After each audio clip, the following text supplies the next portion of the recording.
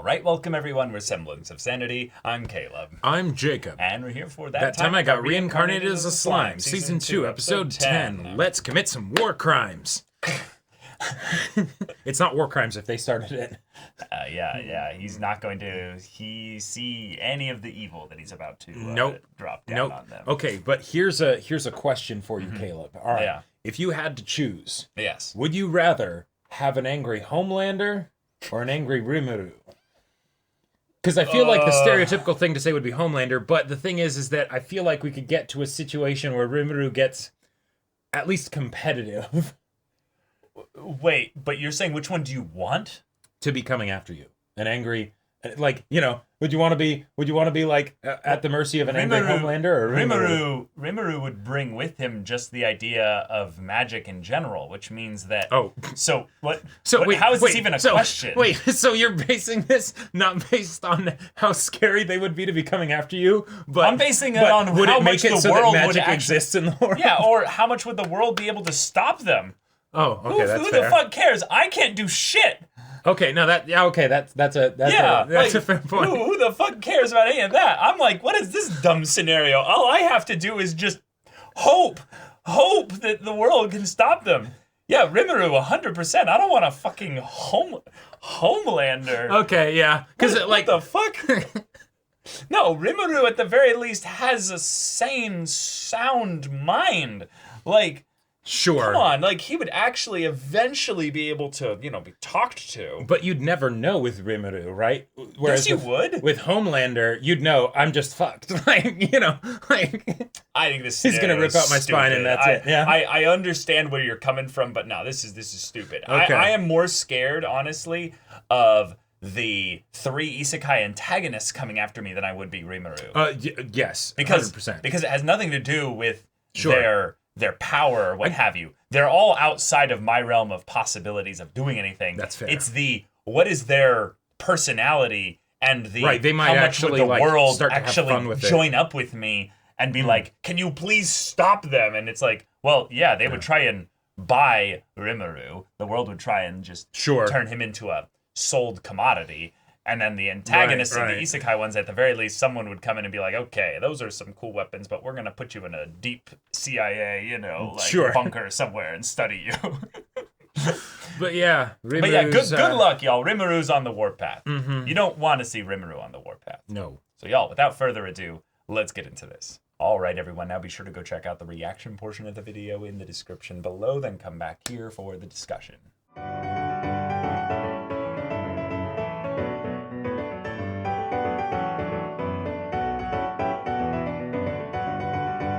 All right. Oh boy. There it is. He's done it. He's not over the small group of 100 knights. I was a little bit confused there because he said those were the ones that killed Shion in them, and it's like, well, and actually no, they're objectively not. No, but they're from the same kingdom, so go for it. Just slaughter. So he's going to become a demon lord. He is going to absorb the necessary souls, and then in the same episode, we meet one of their strongest, potentially now the strongest mage in the world, who has been orchestrating the reincarnation of people from our world into theirs for the purpose of taking the skills and abilities that they get upon the reincarnation transference to then be taken into himself and thus make himself stronger. Okay, cool. So we've got a fucked up isekai Siler. Yeah, I love it. That's fantastic. That's a really great, infinitely scaling villain idea.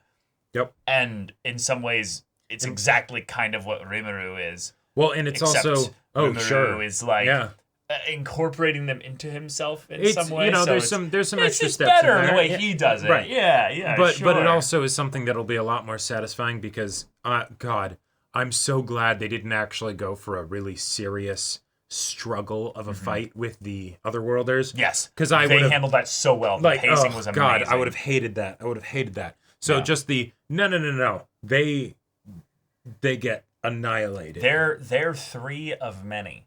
This has been done quite a few times. They're not special. Yeah, of course. So in a weird way, Rimuru might have been originally one of those as well. Yep. And just things went just slightly a little bit different. Right. It's not a perfectly accurate process, so they need to like gather them after they bring them over because maybe they don't control where they show up. And then it's he was just on an island in the middle of nowhere, so, no one found him. Yeah. Like I love it. I am very curious to see what happens in the next episode because he doesn't have the full 10,000 yet. But he set up the barrier. He said, I'm not going to let a single one of you survive. And it wasn't 10,000 in the army, it was 20. Well, right. The thing that he said was he was going to primarily hit all the people that were not a part of the main army of Falmouth. All the ones that were the did he say that? Ones. Yeah. Oh, okay. He said he was going to wipe out the mercenaries and stuff. Gotcha. That's when they delineated out like how many are in which group. And the actual group of soldiers of the Knights of like the main Falmouth like conscripted army. It wasn't even 10,000 strong. It was the 6,000 mercenaries, 3,000 knights, and then 1,000 mages. And then there was the 10,000 of the regular troops. I don't even think it was 10,000, but we'd have to go back and check. It was something like that. But the point is that he's specifically said at that point that he was going to take out the mercenaries. So at the very least, he's going to focus his fire a little bit. But yeah, there's a possibility that he might just not. That's what he said, though. But what he ends up doing, we'll see. It would be easier in a lot of ways if you're already going to be indiscriminate, to just be thorough, right? And then you don't have to worry about any potential stories, it's just people don't know the army disappeared, right? I mean, they can still run. They're just in a field where they can't use magic. Sure. Like I would assume like there's no way that Rimuru can detect every single person's life signature, as they all start to scatter and run as they're under the attack of magic. Although this is happening pretty quick and I know, pretty effectively. I would not be surprised. I would not be surprised if he was able to get literally every single person down there. No, I'm with you. I'm just saying that that's not something that necessarily is guaranteed. Sure. Just because it's that way. But, right. Yeah. Fuck. But we are seeing the birth of, in some ways, two villains here. Oh yeah. We have Razin. Who is just a new character kind of introduced here. Makes sense that he would exist in this world. Or in some ways just it's cool that he exists in this world. He's a character that we had no build up to up until now. But we don't really need it. No, we don't need it. Yeah. But he's literally kind of ascending to the power level that Rimuru is going to right at the same time that Rimuru is doing this. So it's exactly. He might not be a long-term character in that regard. He might not, and he doesn't have to be. I like that because it makes sense that in this world there would be a lot of people that are just ridiculously strong. And as Rimuru starts to move around and shake things, whether it's in peaceful ways or not, he is going to run into these people, right? There will be other people like Hinata, even if they're not exactly Hinata, right? Right. And Rimuru will absolutely have to quite a few of them in order to just keep existing in this world. So, this is the first of potentially many, or the second of many. Yeah, and that's where Rimuru could be the next villain in that regard, because it's okay, so at what point, Rimuru, do you basically get confronted by someone who says, surrender your fight here, your conquest, end it. Right. Or we will have war.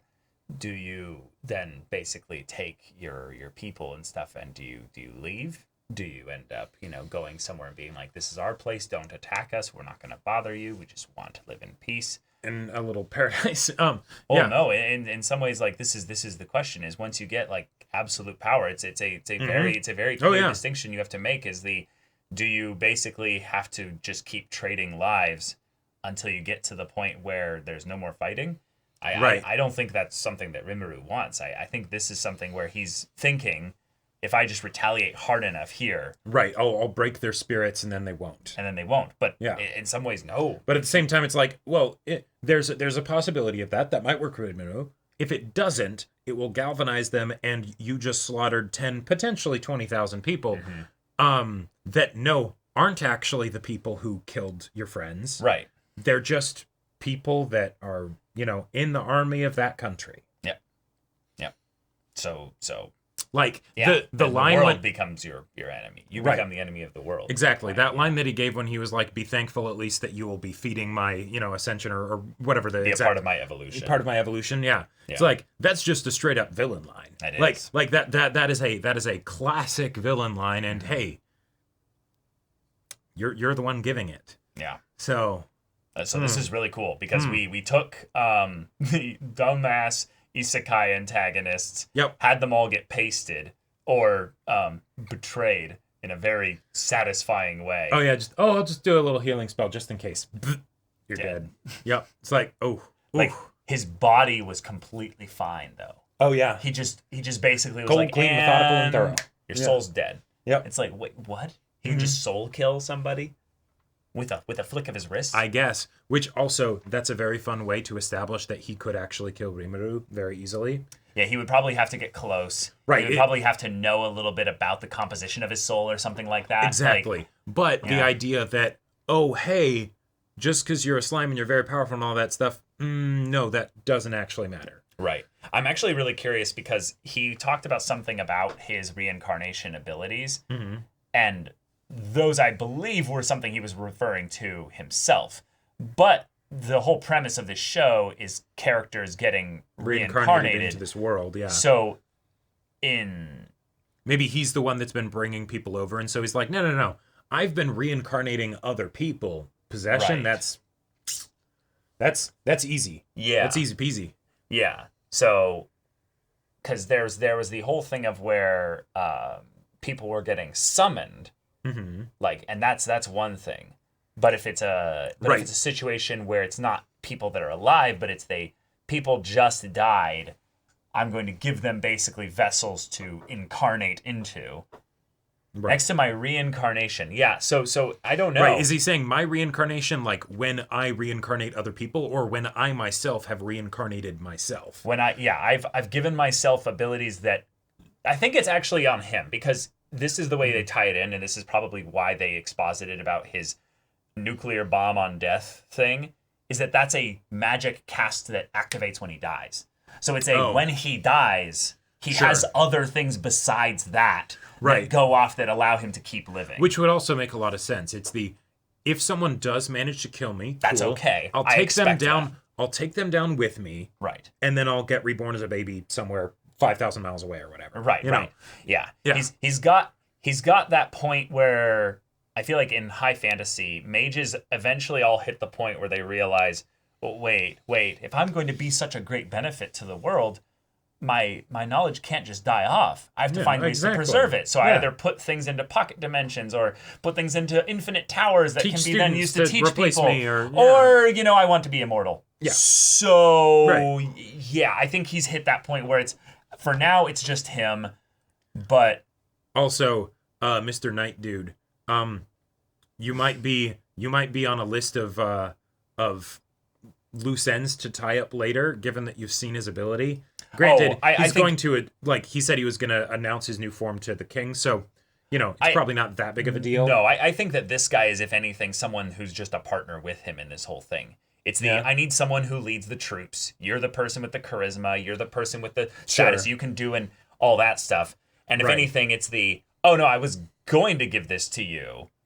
Right, because, that's also something where even if he can reincarnate and do all these things to cheat death, he's not an idiot. A lot of the times it's better to just have someone else be the face of your work and do the dirty work and all that stuff. Right. Sure, I'll give you the and you need him to be stronger and stuff in general. Exactly. So yeah. Yeah, no, I don't see any kind of reason for him to just betray him for the sake of it must be secret. It's like, no. I think he's so powerful that he's not worried about people betraying him. No. Because everyone knows if you kill him, you kill everybody nearby. Right. But not only that, you won't actually kill me. So it's Yep. Yeah, if anything. In a lot of ways, I could see, in addition to the nuclear, bomb trigger thing, I could also see him having something where it's I have a way to quickly kill myself if I'm captured. Sure. I just, click my tongue twice in a specific way, and there you go. Yeah, that invokes the thing that stops my heart or whatever, and then the bomb goes off, Because, Oh, boy. Yeah. Now, he says here, Rimuru says, yeah, may the wrath of the gods pierce you, and then it's Megiddo. But does he say anything like, none of you will escape, or something like that? Because there was a point where he says it. Okay, are you sure? Because that might confirm. I don't remember the exact. Yeah, I won't let a single one escape. Yeah. Well then, shit. Yeah. He lied to himself, or he lied to his friends specifically, because there was a point in a previous episode where he said, "Yeah, I am going to kill the mercenaries." I thought that might have been something that just we were thinking he might have said, but. No. I remember that. It was something that was brought in when he talks about the army here. Right. Yeah. And 10,000 soldiers. And then the knights and stuff. Yeah, 6,000 mercenaries, 3,000 knights, 1,000 mages.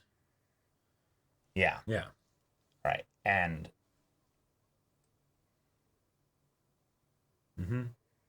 more than enough. Right. So. Yep. Yeah, taking in human souls probably will make me evolve. Right. So. Yeah, and then he sends them off to the 4 different. Maybe. Yeah, it doesn't make sense for him to say it here. So then. Yeah. Well, regardless, we can potentially check that out later. But regardless of whether or not he said that, Rimuru has started lying to himself, because he said before, these are the ones who killed Shion and the others. And they're just not. And they're not. No. Right? Now, are they coming in to do bad stuff? Yes. But they're not the ones. This is not yeah, you're all going to be food for me. Yeah, this is not going to be vengeance, right? Vengeance against the nation, maybe. No, this is just their sacrifices. Well, their sacrifices. This is the. I have eaten and absorbed tons of entities and beings and stuff like that for the purpose of survival, gaining power and stuff. But this is the moment where almost all of those instances where that happened was either him wanting to learn something. Yep. So it was something that wasn't a threat. It was just like it's a rock, Right. Or it's a being that relented and let him eat them. Right. There's a couple entities in that regard. Or it's this was for my survival and I needed to fight. Right. So something's actively doing stuff. It was a form of self-defense. And then this is something different. This is I was not able to protect the people that I care about, so I will then sacrifice all of these people on the altar of potential future conflicts, right? Where I will need to protect them more. But it's the wait. But what are you thinking is gonna? What do you think is the response to this? Naturally, this is where the show doesn't have to go in this direction by any means, right? It hasn't set up the tone for this, but. Given that this is like a very much a Civ builder kind of story, right? Or it was. Now it's like a Civ ender. I would love to see the situation of how Rimuru deals with bad apples, not from another kingdom that come in and cause trouble, but from within his own kingdom. Because who's to say that all the people that you befriended will magically be great people, right? What happens if some of them end up getting bought by Falmouth and they're like, hey, we need you to help us out, do all this stuff. Sure. Because that's literally what happened with the magic girl who was under control of Clayman. Yes. We already saw that happen. Right. Yeah. And in that it's she's being coerced because he literally holds her heart in his hands, right? But what do you do when it's not something as clear cut as that, right? Where all of a sudden it's not the other, it's no, you and yours, right? What do you do then? Because they either just don't agree with what you're doing or whatever. If the army of the Kingdom of Falmouth is if it's okay to sacrifice them because of the actions of some other people, right? Would your army be okay to be sacrificed if some of yours did something bad, right? It's... Yeah. So, all right. Y'all, thank you so much for watching this episode's reaction and discussion. If you want to see the next episode's reaction and discussion right now, though, go check out the link in the description below for our Patreon. You can get an early access there. You can watch full-length timer reactions there, and all this comes with Discord access, so you can chat with us in the community there about this show, about anime in general, and also be sure to check out our Twitch channel. We stream every weekday. The info's in the description. Yes, if any of that interests you, we'll see you there. But until then, or Semblance of Sanity, I'm Caleb. I'm Jacob. And we'll see you all next time.